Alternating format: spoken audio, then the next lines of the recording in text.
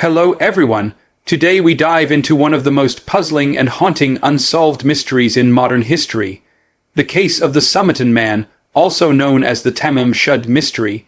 It is a story that begins on a quiet beach in Australia in 1948, but unfolds into a web of espionage theories, secret codes, forbidden romances, and unanswered questions that remain unsolved to this day. The Somerton Man case is not just about a dead body found on a shore. It is about a mystery that refuses to be solved, a riddle that has outlived generations, and a case that still captures the imagination of mystery lovers worldwide. On the morning of December 1st, 1948, a man's body was discovered on Somerton Beach near Adelaide, South Australia. The scene at first appeared ordinary, just a man lying on the sand, his head resting against the seawall, his legs stretched out in front of him, and his feet crossed. To casual passers-by, it might have looked as though he were merely resting, perhaps napping after a long night. But upon closer inspection, authorities realized he was dead. What followed was one of the strangest investigations in criminal history. The man carried no identification. His pockets held everyday items: a bus ticket, a train ticket, chewing gum, matches, and a comb. But curiously, all the labels on his clothing had been carefully removed. Even more puzzling was the fact that none of his fingerprints matched any known records in Australia or beyond. Who was he? Why had he taken such care to remove all traces of identity? At first, authorities assumed it might be a case of poisoning. The man's appearance suggested he was in his early 40s, well groomed and in good physical condition. His shoes were immaculately polished, which was strange for someone lying dead on a beach. The initial autopsy revealed congestion in his organs and an enlarged spleen, signs consistent with poisoning, but no traces of toxins were found. In fact, the cause of death was declared unknown. It was as though the man had simply died without leaving behind a single clue. The investigation grew stranger when a small scrap of paper was found hidden in a concealed pocket of the man's pants. The words printed on it were Tamam Shud, which in Persian means "it is finished" or "the end." This discovery linked the case to an obscure book of Persian poetry known as the Rubaiyat of Omar Khayyam. But the mystery deepened further when police discovered a copy of this very book abandoned in a car near the scene. Inside the book were strange writings, an encrypted code that no one has ever been able to definitively solve, and a phone number that led to a young nurse living nearby. The nurse, known as Jessica Thompson, became a central figure in the mystery. When shown the body of the Somerton Man, she reportedly reacted with shock, and some witnesses claimed she nearly fainted. She denied knowing him, yet her connection to the case has fueled speculation for decades. Was she lying to protect herself? Did she know more than she admitted? Some believe she may have been involved in Cold War espionage, while others think the Somerton Man could have been a former lover or secret acquaintance. The code found in the book remains one of the greatest unsolved ciphers in history. Consisting of seemingly random letters arranged in groups, the code has resisted every attempt at decryption. Some experts believe it was a one-time pad cipher, a type of unbreakable code used by spies. Others think it may have been a form of shorthand, or simply nonsensical scribbles. Yet the connection between the code, the Persian poetry, and the dead man on the beach seems far too deliberate to dismiss as coincidence. Theories abound about the true identity of the Somerton Man. Was he a spy caught in the web of Cold War espionage? Was he a man involved in a doomed love affair? His death a tragic conclusion to a secret relationship? Or was he perhaps an ordinary man whose bizarre circumstances gave rise to wild speculation? The fact that no family, friends, or acquaintances ever came forward to claim the body is one of the most haunting aspects of the case. It was as if he had been erased from existence, a man without a past, a ghost in human form. As the years went by, investigators attempted to preserve every clue. A plaster cast of the man's body was made before burial, capturing his features in eerie detail. Photographs, documents, and the mysterious book with its cryptic code were preserved as well. Yet despite decades of re-examination, the case remains as baffling today as it was in 1948. The Somerton Man case also stands out because of the haunting symbolism of its central clue, the words Tamam Shud. In Persian, the phrase means it is finished, which could imply suicide, a final act of closure, or perhaps an intentional message left behind by someone who knew his fate. But if it were suicide, why go to such elaborate lengths to conceal identity?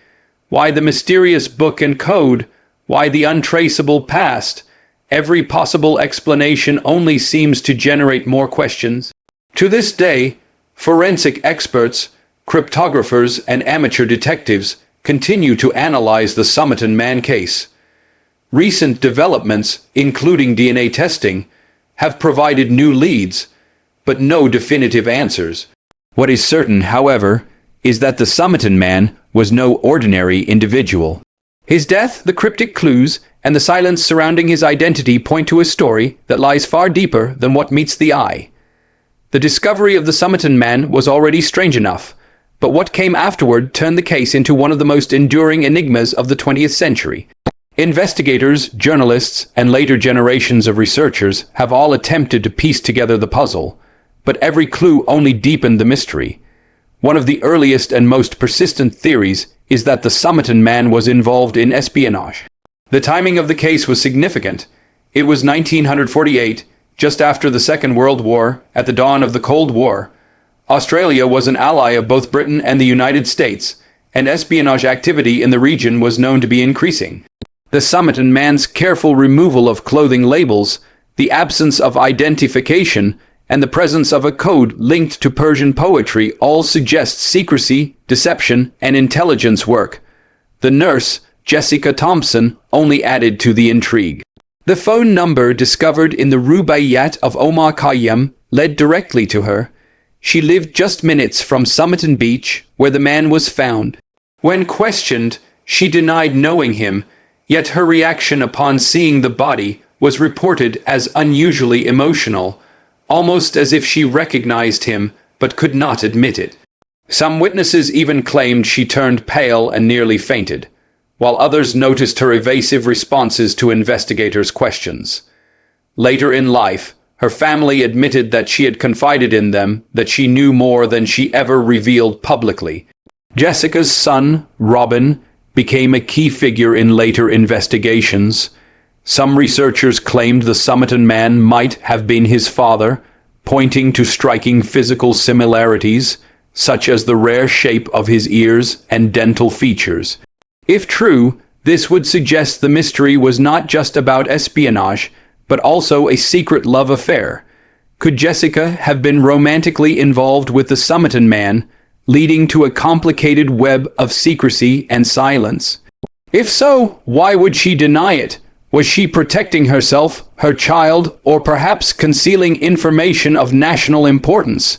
Then there is the code.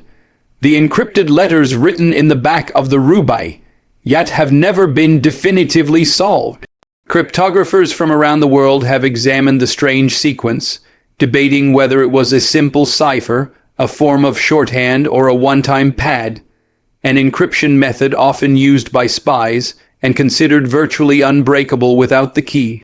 If the code was indeed espionage-related, then the Somerton Man may have died in the shadowy world of intelligence, his identity erased, and his story deliberately buried. But if espionage was the explanation, who killed him, and why? Some suggest he may have been assassinated by foreign agents, poisoned with a substance so rare or advanced that it left no trace detectable by 1940s forensic science. Others believe he may have taken his own life, perhaps after being exposed as a spy or facing certain capture.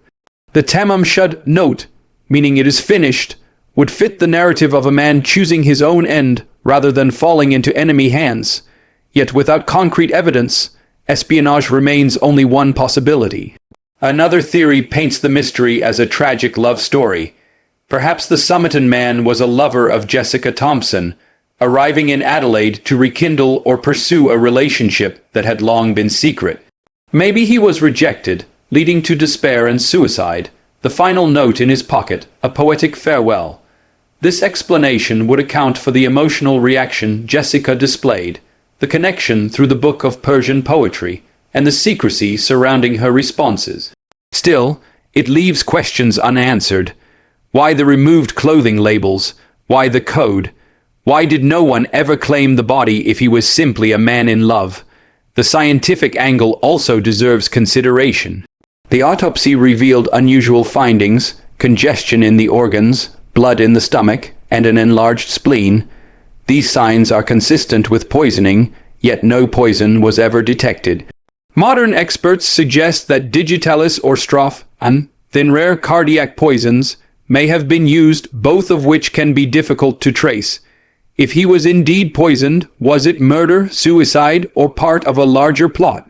The polished shoes, clean-cut appearance, and careful preparation suggest the man did not stumble into death by accident. He seemed composed, deliberate, almost staged. Over the decades, forensic science has advanced, and new attempts to solve the case have been made.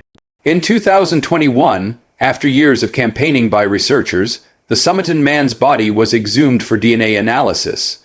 Early results indicated he might have been related to a man named Carl Webb, a Melbourne-born electrical engineer and instrument maker. If true, this could finally provide a name, Carl Webb. Yet even with a possible identity, the circumstances of his death remain just as mysterious. Why was he on that beach, far from home, with a Persian poem, a code, and a secret connection to a woman who refused to acknowledge him? What makes the Somerton Man case so powerful is not just the unanswered questions but the layers of mystery that surround each clue.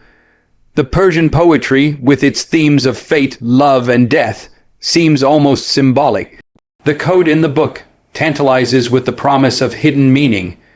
The emotional silence of Jessica Thompson suggests a truth too dangerous or too painful to reveal.